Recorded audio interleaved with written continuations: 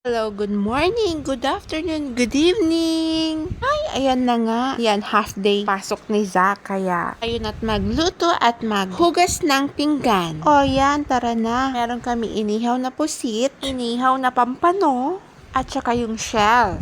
Meron din yung malunggay. Yun po ang mga ulam namin. Ayan, tapos ako na po ang maghuhugas ng plato para may ma-reels naman ako.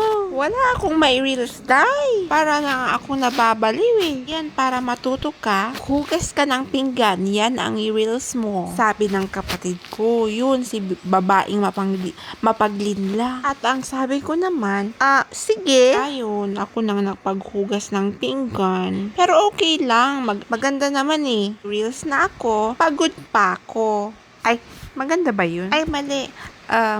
May reels na ako, nakatulong pa ako. Oh, yan. Mas masaya pag ganun. O siya, sige na. Bye-bye na.